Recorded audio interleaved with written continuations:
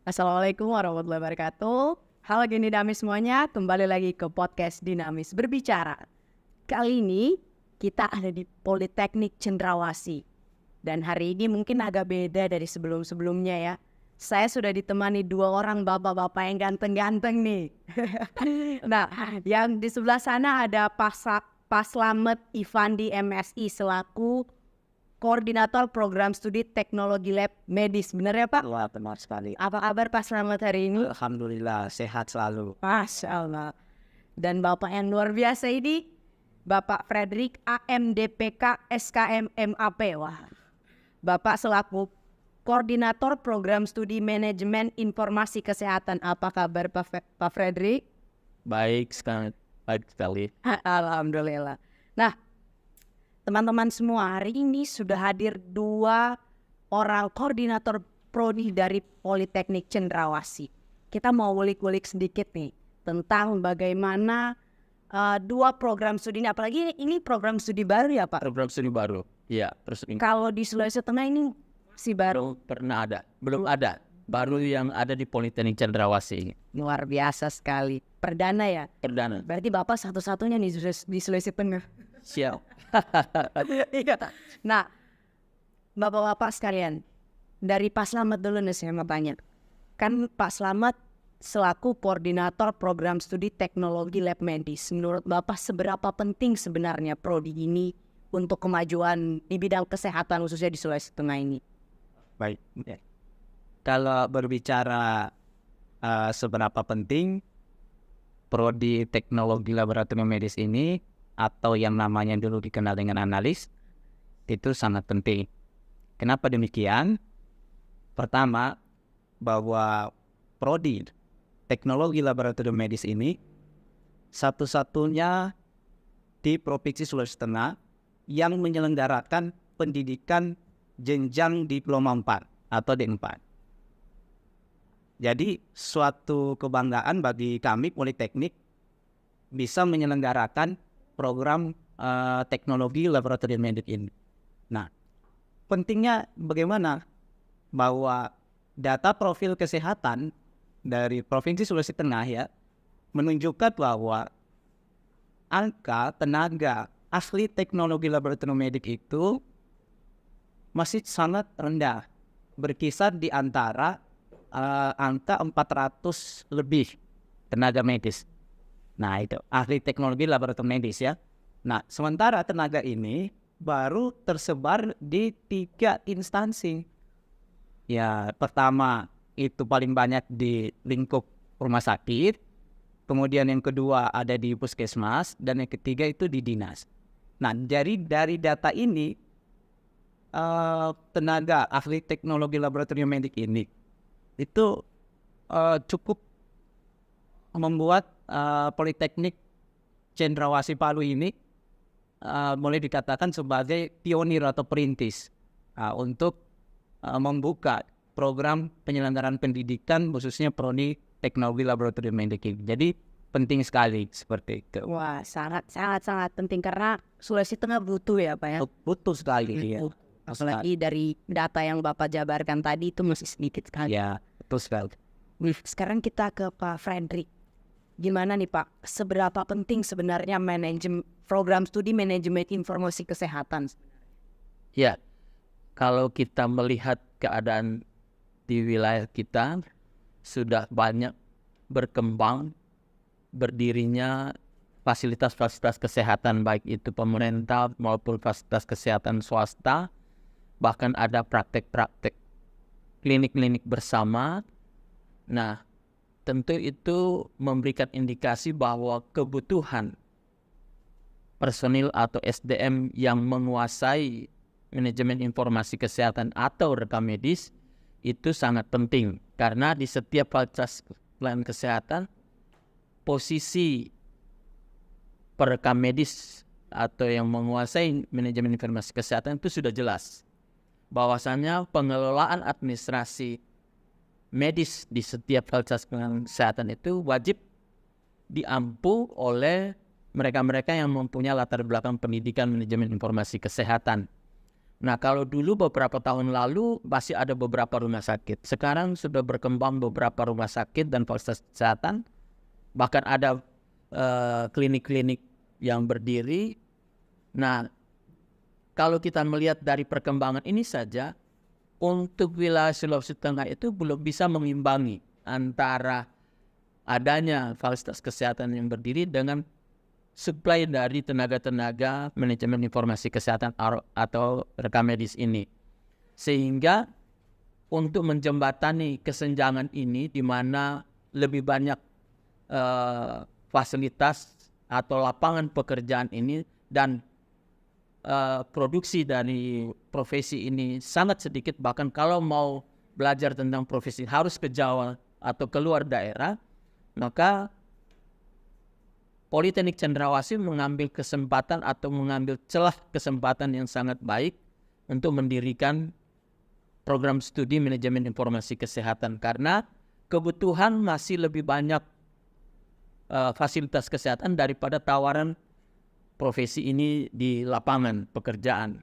Ya, jadi kalau mau bilang di mana tempat-tempatnya profesi rekam medis atau manajemen informasi kesehatan, bisa di rumah sakit, bisa di klinik-klinik bersama, bisa di tempat-tempat praktek dokter, bisa di puskesmas, bisa di asuransi-asuransi, bisa di kantor-kantor pemerintahan yang berkaitan dengan administrasi teknologi informasi kesehatan seperti BPJS dan BPJS Tenaga Kerja. Itu semua membutuhkan tenaga-tenaga perekam medis atau manajemen informasi kesehatan dalam mendukung kelancaran administrasi-administrasi yang berkontribusi kepada kesehatan. Wow. Jadi memang sungguh luar biasa, kebutuhannya masih sangat besar, dan betapa pentingnya kebutuhan profesi ini bagi pelayanan kesehatan. Berarti adanya Bapak berdua ini akan mencetak sumber daya untuk memenuhi permintaan tadi ya Pak. Betul. Luar biasa sekali. Berarti memang dari segi sumber daya kita masih kurang ya Pak. Tapi padahal sudah banyak dibutuhkan sebenarnya. Sudah banyak. Kebutuhan lebih banyak daripada produksi dari SDM itu sendiri. Nah, Ya. biasanya kan orang susah nih, aduh cari kerjanya di mana.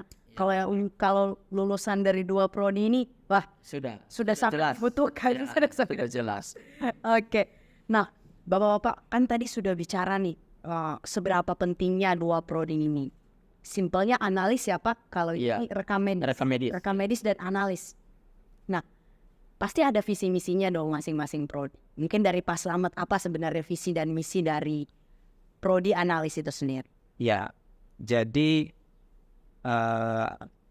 saya mau mengingatkan lagi, namanya adalah Prodi Teknologi Laboratorium Medis ya. Ya, Karena menurut Undang-Undang Peraturan itu nomor 36 tahun 2014 itu sudah berubah nomenklaturnya ya. Jadi boleh disingkat TLM saja. TLM ya, terus di TLM. Siap. Visi dari Prodi Teknologi Laboratorium Medik khususnya di Politeknik Cendrawasih Palu ini, jadi ingin unggul dalam pemeriksaan hematologi. Ya, itu hematologi yang ingin kita kembangkan ke arah IPTEK, ilmu pengetahuan dan teknologi. Nah, jadi visi ini kita melihat berlatar belakang yang pertama adalah analisis tadi kebutuhan dan situasi yang terutama pelayanan kesehatan yang ada di Sulawesi Tengah. Seperti itu. Jadi belum banyak yang mengangkat visi berbasis hematologi ini di prodi-prodi lain, baik itu di Jawa maupun di pulau-pulau yang lain yang membuka program studi teknologi laboratorium ini, khususnya di Unpad. Jadi kita mengangkat visi itu ingin unggul di pemeriksaan hematologi. Iya, seperti itu. Bisa dijelasin nih Pak, kan banyak nih yang belum tahu hematologi sebenarnya apa tuh? Ya, jadi hematologi itu sebenarnya secara singkat saja ya, bahwa itu yang berhubungan dengan kita mengarah ke pemeriksaan penyakit yang kelainan darah. Jadi yang berhubungan semua dengan penyakit yang berhubungan dengan darah, maka masuk kelompok ke dalam tadi hematologi tadi. Nah, kita menitik beratkan ke pemeriksaan. Jadi memang di prodi teknologi laboratorium medik ini selain dia membuka teorinya pembelajaran, itu kita disuplai juga dengan praktik. Porsinya lebih banyak. Jadi 80% itu harus diarahkan kepada praktik. Seperti sehingga lulusan yang kita hasilkan dari mahasiswa yang kita sianati untuk lulus dari sini, itu mereka bisa bekerja tidak hanya sebatas teori saya, tapi bisa ke praktiknya. Nah, itu lebih kita tekankan karena memang profil lulusan dari D4 itu khususnya TLM itu memang dia harus menguasai pemeriksaan lengkap, khusus, kompleks, dan bisa memvalidasi. Seperti itu. Jadi memang kita ini Politeknik ini sungguh luar biasa menurut saya, mengambil visi mengarah ke pemeriksaan tadi hematologi yang berbasis kelainan penyakit-penyakit yang kelainan darah itu seperti. Biasa sekali ya Pak. Berarti emang benar-benar mereka disiapkan buat gempur nanti di dunia kerja. Luar biasa sekali. Nah, gimana nih Pak kalau prodi MIK? Ya, kurang lebih sedikit sama dengan prodi TLM. Prodi MIK itu mempunyai visi menjadi prodi manajemen informasi kesehatan yang unggul dan inovatif serta profesional di dalam melaksanakan coding by Android. Ya, coding by Android karena memang di dalam program inti, program pembelajaran inti dari rekam medis itu kita harus kuat dalam hal coding kepenyakitan, coding diagnosa. Nah, ini kita mau arahkan karena di D4 itu lebih banyak porsinya teknologi informasi dengan dibanding D3 karena kita D4. Dan sebagai informasi, D4 manajemen informasi kesehatan di Politeknik Cendrawasih ini merupakan program studi D4 satu-satunya di Indonesia Timur. Wow, Satu-satunya di Indonesia Timur, sehingga menjadi pionir di dalam pendidikan program S1 atau D4 rekam medis. Nah, kami ingin mengambil keunggulan di dalam teknologi informasi itu dalam sisi coding by Android itu karena kami merasa bahwa era sekarang ini semua sudah serba digitalisasi. Sehingga kita berharap bahwa pekerjaan-pekerjaan itu akan lebih dimudahkan dengan adanya aplikasi-aplikasi by Android yang bisa membantu proses kerja seorang perekam medis dan informasi kesehatan di lapangan pekerjaan. Tentu visi ini akan didukung dari beberapa sasaran-sasaran. Pertama, sasaran pembelajaran itu sendiri, kemudian kedua sasarannya adalah pengembangan motivasi untuk melakukan penelitian. Yang ketiga, melakukan pengembangan untuk pengabdian kepada masyarakat melalui praktek-praktek yang dilakukan. Yang keempat, melalui tata kelola pendidikan program studi ini sendiri dikelola sedemikian rupa agar dapat mencapai sasaran itu. Dan yang keempat tentu mempunyai nilai-nilai kemampuan keilmuan iptek itu sendiri. Nah, itu sasaran-sasaran ini kita pakai untuk mencapai visi prodi MIK Politeknik Cendrawasih. Gitu. Luar biasa sekali Bapak. Dua kaprodi ini sangat-sangat paham dengan prodinya. Luar biasa sekali. Nah, Bapak-bapak sekalian, saya dari Kepas Selamat lagi nih. Sebenarnya kan sekarang perkembangan zaman itu luar biasa banget ya Pak. Nah, gimana dari prodi TLK? TLM ya. Aduh, salah lagi saya. TLM. Prodi TLM. Gimana di prodi TLM itu menyesuaikan kurikulum dengan perkembangan zaman? Strateginya gimana Bapak? Pertama, poin penting dalam menyelenggarakan pendidikan itu di sebuah perguruan tinggi adalah memang kita melihat dari struktur kurikulumnya dulu. Nah ini, kalau di prodi D4 TLM ya, Politeknik Cendrawasih Palu ini, kita merujuk pada kurikulum nasional. Ya, yang ada disusun oleh dari Kementerian Kesehatan bersama dengan Asosiasi Institusi Perguruan Tinggi Teknologi Laboratorium Medik Indonesia. Jadi di dalam buku kurikulum nasional itu semua mata kuliah mulai dari semester 1 sampai dengan semester 8 itu sudah disesuaikan dengan perkembangan ilmu pengetahuan dan teknologi. Jadi salah satunya adalah kita ditekankan jadi semua mata kuliah itu berbasis pemeriksaan. Nah seperti itu yang didukung dengan sarana prasarana, terutama peralatan, karena kita adalah produk TLN identik dengan peralatan. Nah kalau dulu itu kan peralatannya ibaratnya masih manual.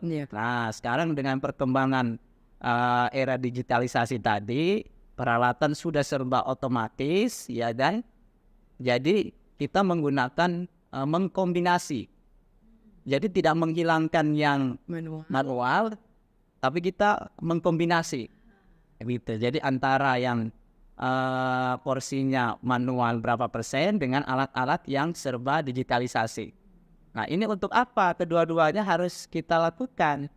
Yang pertama, ketika nanti seorang ahli teknologi laboratorium medis lulus, kemudian dia bekerja di suatu daerah terpencil, misalnya di Papua atau di mana daerah terpencil yang fasilitas dan layanan kesehatannya masih sangat-sangat jauh, dia tidak bisa berbuat apa-apa.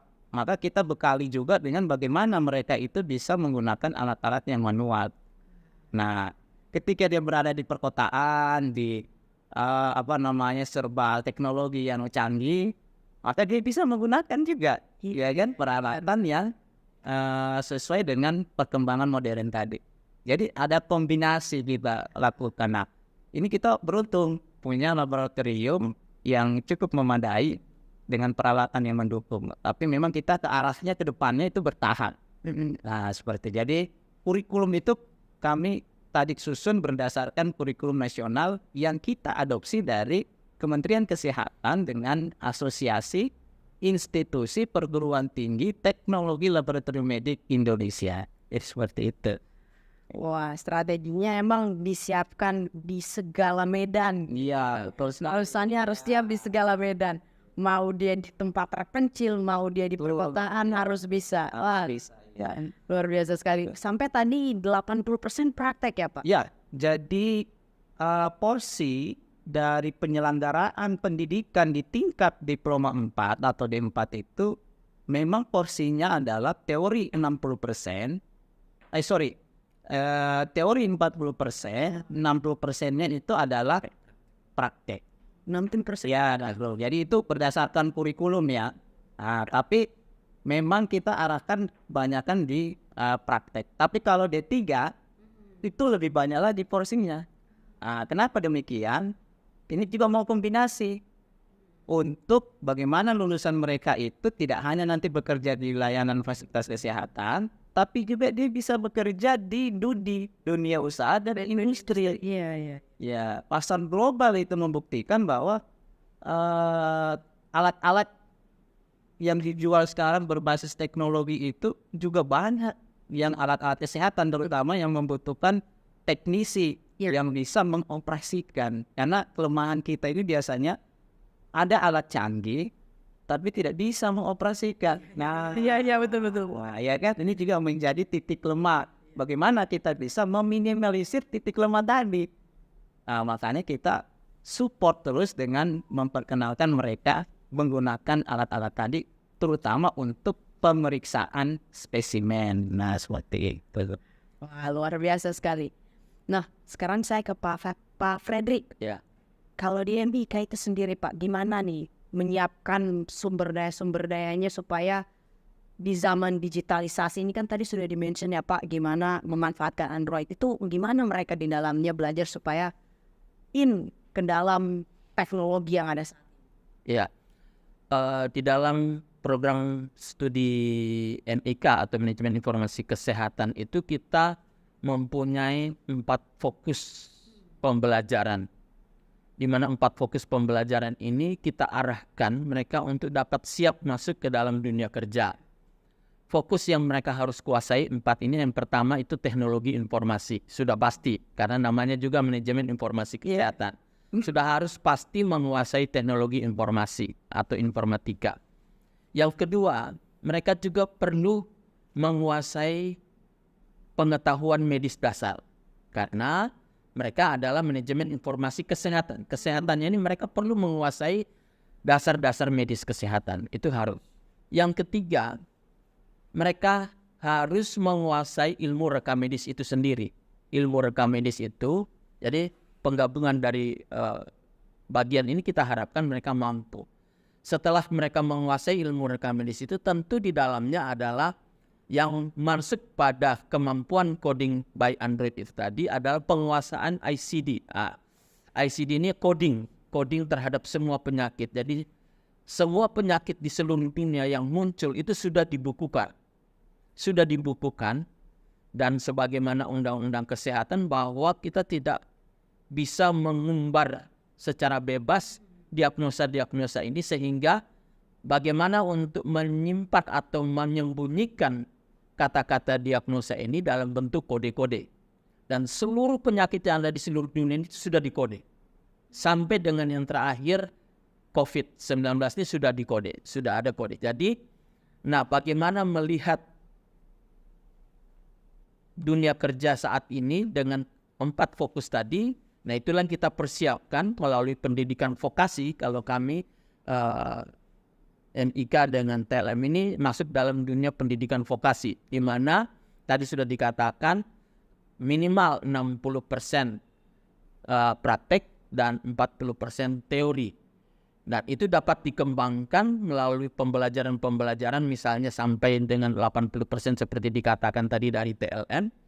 Dan demikian juga yang dilakukan di sini. Sehingga kami harapkan bahwa dengan metode pembelajaran dengan memperhatikan 4 fokus pembelajaran ini, mereka kita harapkan sudah siap untuk masuk ke dalam dunia kerja dimanapun mereka dibutuhkan. Misalnya, contoh mereka tidak diperlukan atau tidak masuk ke dunia kesehatan, mereka bisa masuk ke industri atau usaha-usaha organisasi-organisasi lain karena mereka punya kemampuan teknologi informasi tadi itu.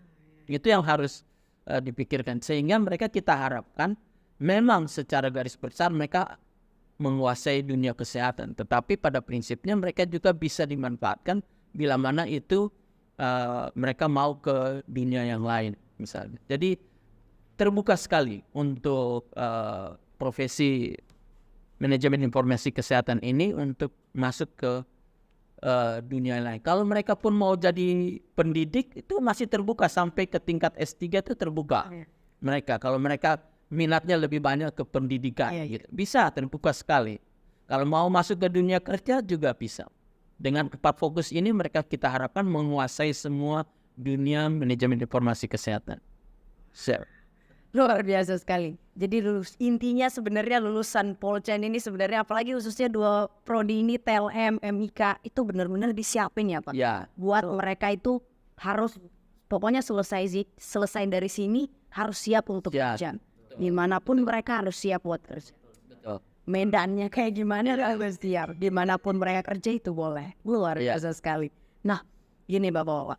Kan dalam perkembangannya juga pada saat untuk mahasiswa-mahasiswanya nih, bagaimana sebenarnya strateginya Bapak-Bapak sekalian supaya mereka itu apalagi banyak prakteknya, banyak terlibat di dalam penelitian atau project-project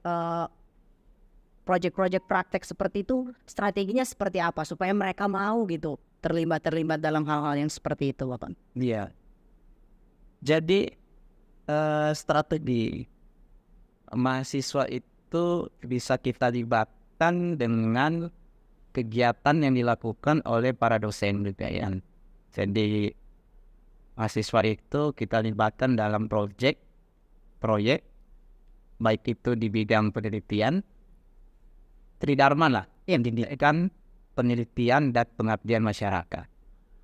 Nah, mulai dari semester awal, kalau di TLN, itu strategi kami sudah membiasakan nanti untuk tingkat dasar, jadi melibatkan 1-2 orang atau lebih mahasiswa untuk ikut terlibat di dalam proyek penelitian dosen. Ya, itu sudah kami rencanakan, dan ini memang menjadi poin penting, ya, karena di perguruan tinggi negeri pun juga melakukan hal yang sama ya, seperti itu. Nah, strateginya bagaimana? Pertama, pemerintah melalui Direktorat Jenderal ya Pendidikan Tinggi, dalam hal ini adalah Dirjen Vokasi, setiap tahun itu bersama Dirjen Dikti ya membuka program yang mengarahkan kepada mahasiswa itu untuk terlibat mengajari mereka bagaimana cara meneliti melalui program hibah. Iya. Ya, kalau di tiap tahun itu ada program kreativitas mahasiswa. Ada 8 bidang di situ. Iya, PKM. Ya, TKM itu. Nah, ini tidak dikotomi hanya milik PT akademik saja, Iya. tapi juga vokasi. Iya, benar. Bisa ikut. Iya. Nah, di luar itu masih banyak. Ada program wirausaha mahasiswa, ya kan? Iya, benar. Nah, ini terus kita kembangkan dan sudah terjadwal. Di Prodi itu kami sudah membuat schedule Wah, bahwa tiap tahun nanti bekerja sama dan berkoordinir dengan bidang kemahasiswaan, membuat timeline sudah. Nah, untuk tingkat prodi ya, itu sudah kami kami susun ke depannya, kami konsep dulu, itu sudah ada timelinenya nanti ya. Sehingga mahasiswa itu kita coba masukkan ke situ untuk mengikuti program-program yang diprioritaskan dari pemerintah. Dalam hal ini adalah Dikti ya. Nah, terlepas dari itu, kita juga mensupport ikut terlibat dengan penelitian, pengabdian, kegiatan yang di luar dari itu yang sifatnya adalah mengembangkan iptek tadi. Itu kita kembangkan juga melalui kita libatkan mahasiswa itu untuk ikut terlibat dengan para dosen di kegiatan internal. Nah, ya kan, kita mulai dari pembinaan, bagaimana membuat proposal, ya kan, supaya mereka bisa tahu cara-cara dasar, ikut pelatihan dan sebagainya. Nah, ini strategi yang kita lakukan karena semua itu mau ada kredit poinnya untuk memenuhi kredit dari angka yang dibutuhkan dalam akreditasi program studi. Itu ada angka kumulatif yang bisa diambil dari kategori prestasi mahasiswa. Nah, selain dari itu juga kita mengikutkan rencana ya. Iya. Mahasiswa ini kita libatkan di luar dari kegiatan tridharma tadi. Seni budaya, olahraga. Di sini kebetulan di Politeknik ini setiap hari Sabtu ada ekstrakurikuler, yaitu Kempo. Wah, Itu sudah jalan, dan nanti insya Allah kalau dibuka ada mahasiswa penerimaan pertama ini, kita ikutkan ekstrakurikuler itu. Jadi kita membuka kesempatan di luar dari tridharma tadi, itu mereka bisa ikut program-program yang lain bidang olahraga sesuai dengan bakat dan minat mereka. Jadi tugas prodi itu mengarahkan sebenarnya para mahasiswa ini untuk membekali tidak hanya unggul dalam teori dan praktek, tapi juga unggul di luar dari bidang ekstrakurikuler. Seperti itu. Wah, luar biasa sekali. Kalau MPK sendiri Pak, strateginya untuk supaya mahasiswa itu terlibat banyak penelitian dan proyek-proyek. Ya, kurang lebih sama karena pendidikan vokasi kurang lebih seperti itu. Iya. Bagaimana kita mendorong semua mahasiswa itu bisa mempunyai naluri untuk mencari tahu apa yang kira-kira masih kita belum dapatkan. Nah, kami sebagai pendidik tentu akan memberikan suatu wacana-wacana, di mana wacana-wacana ini tentu ada kandungan-kandungan yang masih berupa tanda tanya untuk dilakukan penelitian. strategi kami adalah membuat semua mahasiswa itu terdorong untuk melakukan seperti itu, sehingga dalam perkembangannya nanti kita bisa melihat mahasiswa yang punya daya naluri penelitian yang seperti itu tadi. Karena memang tentu sebagai pendidikan vokasi, pada umumnya kita tetap ada dalam koridor tridharma perguruan tinggi, ya, penelitian, pendidikan, dan pengabdian seperti itu. Sehingga memang kita akan jalani semua ini, 3 fokus ini secara merata, dan itu juga berlaku di pendidikan vokasi dan juga di MIK seperti ini. Pada prinsipnya kita semua melakukan, baik itu penelitian yang melibatkan dosen maupun penelitian yang kita harus libatkan mahasiswa untuk terlibat di dalamnya, sehingga menjadi bagian dari prestasi-prestasi mereka sendiri ke depan nanti. Nah, kita akan ciptakan mahasiswa yang entrepreneur seperti begitu, supaya mereka bisa mengembangkan sendiri produk-produk dari profesi mereka. Saya kira itu. Luar biasa sekali. 2 prodi ini baru mau berjalan tahun ini ya, Pak? Iya. Baru menerima angkatan pertama. Ya, mahasiswa Seolah nanti pembelajaran itu dilakukan di bulan September. Iya. Tapi persiapannya sudah sangat matang sudah. Ya, sebelum membuat kue kan kita membuat dulu adonan bahannya kan.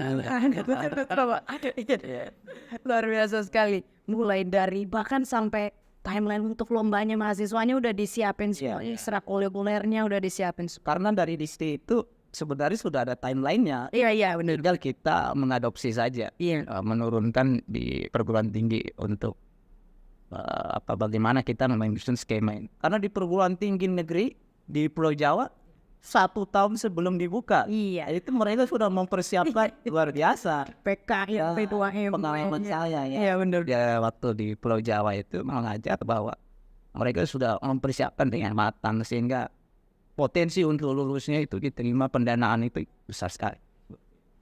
Luar biasa sekali. Ya, mungkin saya tambahkan, kalau secara terbuka di MIK itu ada dilakukan kompetisi-kompetisi, di mana kompetisi-kompetisi itu akan memancing minat-minat mahasiswa untuk berlomba dalam hal kemampuan menelurkan inovasi-inovasi, tentu melalui penelitian mereka.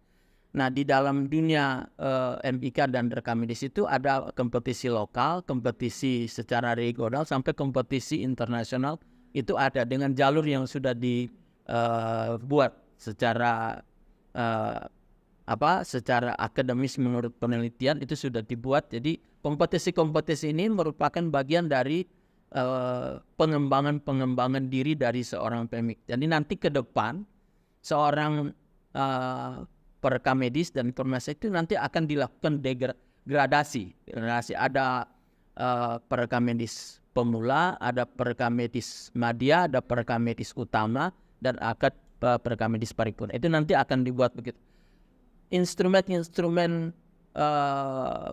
aturan mainnya itu sudah sedang dipersiapkan sekarang oleh Asosiasi Perguruan Tinggi Rekam Medis, sehingga dari gradasi ini kita bisa mengetahui kita butuh yang mau seperti apa. Nah, seperti itu. Ini berangkat semua dari kemampuan mahasiswa melakukan inovasi-inovasi melalui penelitian tadi. Itu. Luar biasa sekali persiapannya. Saya sampai tercengang-cengang nih melihat bagaimana 2 kaprodi ini mempersiapkan untuk mahasiswa-mahasiswanya yang akan datang dan bergabung ya, Pak. Nah, kan dari ceritanya bapak-bapak tadi gimana konkretnya perkuliahan nanti oleh 2 prodi ini. Nah, gimana tuh Pak strateginya biar anak-anak ini, mereka pastikan ya mahasiswa nih Pak ya. Aduh ya Allah, praktek lagi gitu, pasti begitu itu. Nah, prodi untuk menjaga semangatnya mereka itu gimana tuh Pak?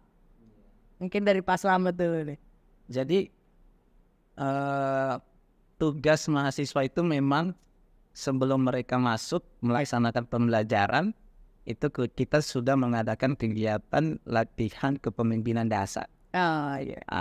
LDKM biasa ya kan, atau apa nomenklatur yang biasa digunakan buat di tim. Jadi mereka dilatih bagaimana bisa berpikir bahwa tidak hanya kuliah, ya, datang duduk pulang. Ya.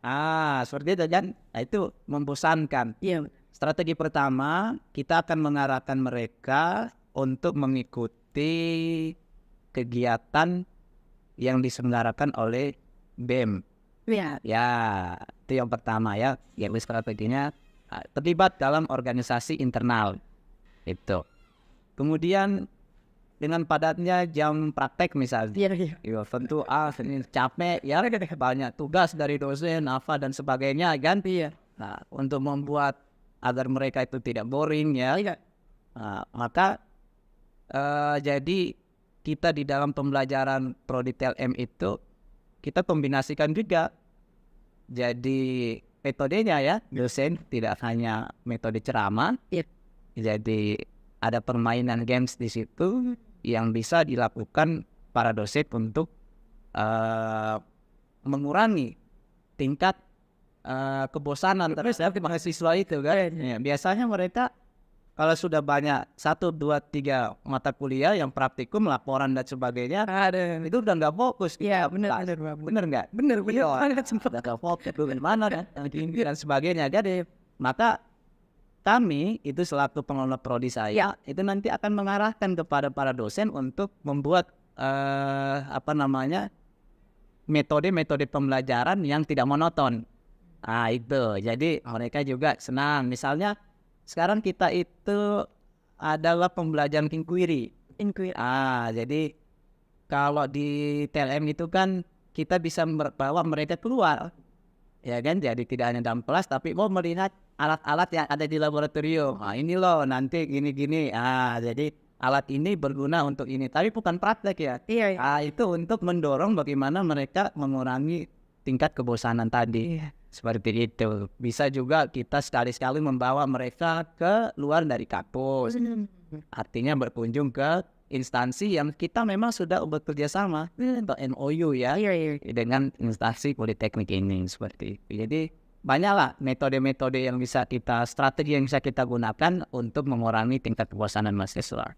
Iya. Itu ya. Luar biasa sekali. Nah, itu tadi dari TLM. Ya. Kalau MIK nih, Pak, kan biasanya manajemen itu kita kalau dengar manajemen kadang aduh ya tulisan lagi nih apa lagi. Itu gimana Pak kalau di MIK tentu sesuai dengan kurikulum itu sudah di setting sedemikian rupa bahwa kurikulum itu tidak tuntas di teori. Tidak tuntas di teori sehingga mau tidak mau kalau mau ingin tuntas penilaian di teori, praktek harus jalan. Jadi praktek pertama boleh Anda jalani kalau teori ini lulus Anda. Kalau Anda tidak lulus maka praktek ini tidak boleh Anda jalani dulu.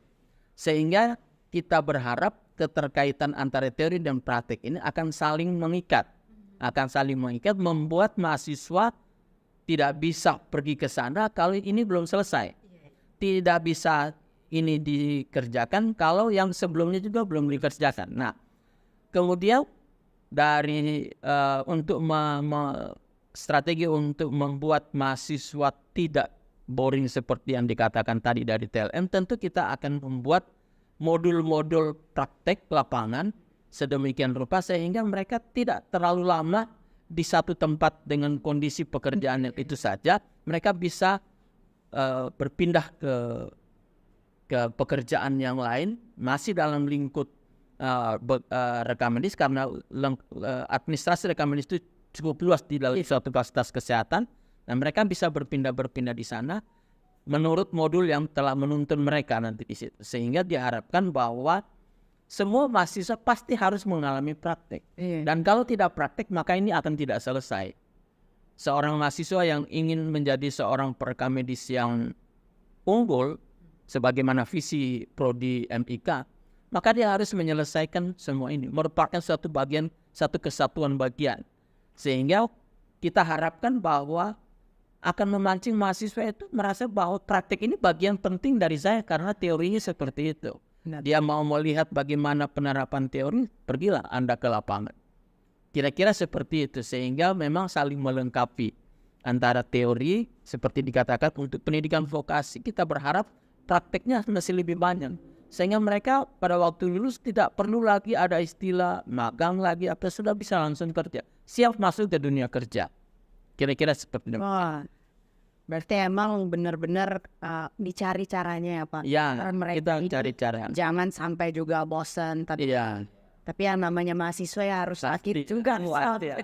Jangan jadi mahasiswa kalau nggak mau capek. Iya, betul. Kita udah bicara panjang lebar nih Pak. Gimana nih kalau apakah masih bisa nih Pak mau masuk jadi mahasiswa 2 prodinya atau gimana? Masih. Masih terbuka.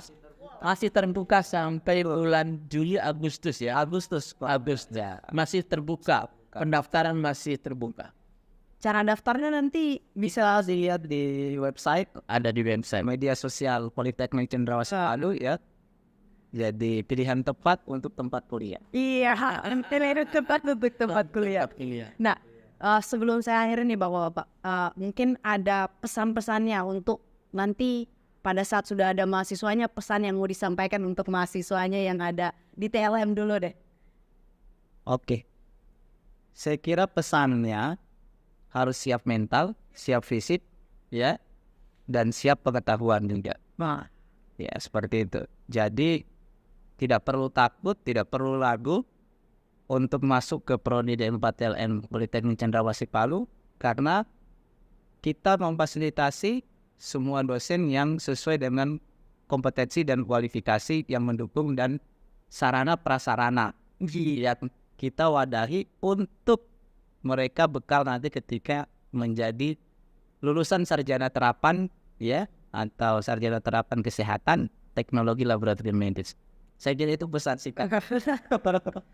kalau Pak Frederick nih, Kalau pesan untuk Ika, mahasiswanya nanti. pesan bagi mahasiswa, kalau Anda ingin meraih sukses di masa depan, Anda perlu masuk ke MIK. Ya.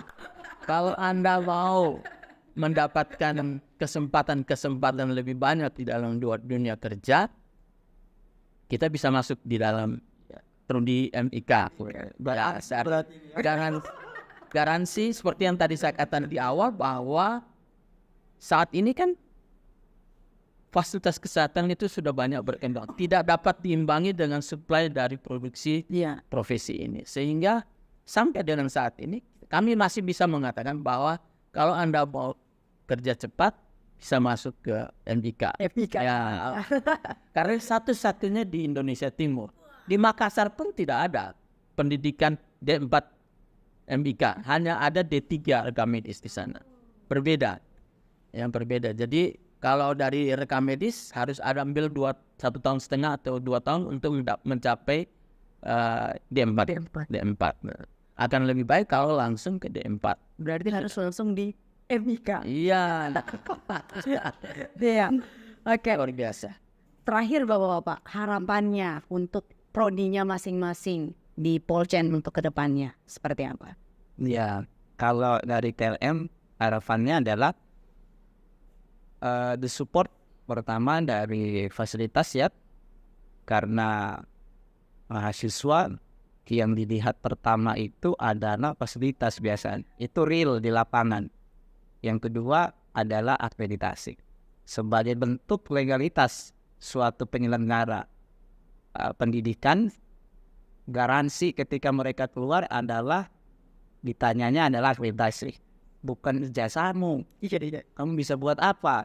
Akreditasinya apa? Ya kan gitu. Jadi support dari fasilitas untuk mendukung pembelajaran, praktikum, riset dan pengabdian itu harapannya kami di Politelen bisa dipenuhi. Ya bisa di step by step tapi ya. Nah karena itu terencana. Nah seperti itu. Saya kira seperti itu. Ya. Kalau dari MIK Pak, harapan Pada waktu launching Ya. pembukaan prodi TLM dan MIK, kami mengundang semua unsur dalam di masyarakat ya. Dari pemerintah kami mengundang, dari unsur fasilitas pelayanan kesehatan, direktur rumah sakit, kepala-kepala puskesmas, kepala-kepala klinik-klinik bersama, dan semua. Harapannya apa? Supaya mereka semua tahu bahwa di Kota Palu sudah ada MIK. Dengan harapan untuk sisi pemerintah, mereka bisa mengkondisikan bahwa sekarang sudah ada prodi MIK di Kota Palu, bahkan di Indonesia Timur, sehingga mereka bisa membuat suatu kebijakan-kebijakan terapan kepada fasilitas pelayanan kesehatan untuk memanfaatkan prodi ini sebagai batu loncatan atau jembatan menuju ke dunia kerja di fasilitas pelayanan kesehatan. Yang kedua, kenapa kami mengundang kepala-kepala fasilitas kesehatan? Karena mereka akan menjadi tempat praktek dari prodi ini, pendidikan ini. Tentu mereka merasa bahwa sudah ada prodi ini. Kalau mereka praktek, tentu semua lembaga-lembaga pemerintah, lembaga-lembaga fasilitas kesehatan yang bekerja sama dengan kita sudah tidak kaget bahwa prodi ini memang tempat prakteknya di sana. Sehingga ada jembatan yang bagus melalui kerjasama yang baik untuk mensukseskan prodi ini berjalan dengan baik. Ketiga, kepada masyarakat atau orang lain, tentu kita harapkan dapat mendukung anak-anak mereka untuk dapat meraih kesuksesan masa depan juga bisa melalui Politeknik Cendrawasih, ada prodi TLN dan prodi MIK. Mereka bisa masuk ke sana untuk bersama-sama mencapai harapan kita. Nah, harapan yang lain secara umum bahwa ketiga unsur ini kita harapkan bisa saling mendukung untuk memfasilitasi, membuat kondisi di mana mahasiswa MIK dan TLM ini bisa melakukan segala aktivitas dunia pendidikannya Tridharma perguruan tinggi dengan baik dan tersalurkan. Saya kira itu harapan kami. Luar biasa, harapannya mulia, harapannya mantap sekali. Dan kuncinya ya Pak, kalau mau cepat kerja, masuk TLM. Masuk TLM, masuk karena memang pendidikan vokasi, memang pendidikan siap kerja sama dengan di SLTA itu. Iya. Beda antara SMA dengan SMK. SMK itu kan siap kerja, karena porsi pembelajaran praktiknya berbeda. Nah di perguruan tinggi setelah SLTA dibuat juga seperti itu. Ada yang akademik, ada yang vokasi. Mau yang mana? Mau yang akademik, tapi setelah masuk dunia kerja biasanya ada pembelajaran untuk masuk ke. Nah, mau yang siap kerja yang vokasi. Iya, luar biasa sekali. Ya, terima kasih Pak Slamet sudah mau bincang-bincang dengan kita. Pokoknya kita udah ulas habis nih soal prodi TLM sama MIK. Dan insya Allah ini semua bisa memberikan informasi sebanyak-banyaknya untuk teman-teman. Nah teman-teman tunggu apa lagi? Yuk sekarang kunjungi websitenya ini apa? Websitenya Politeknik Cendrawasih. Langsung daftar aja. Jadi terima kasih sekali lagi Bapak-Bapak semua. Semoga kedepannya Politeknik Cendrawasih khususnya 2 prodi ini bisa menerima lebih banyak mahasiswa. Dan apa cita-cita mulia yang sudah diharapkan bisa tercapai. Jadi teman-teman semua, Gen Dinamis semuanya. Sekian podcast Dinamis Berbicara kita pada hari ini. Saya Syazabila mohon undur diri. Assalamualaikum warahmatullahi wabarakatuh. Waalaikumsalam.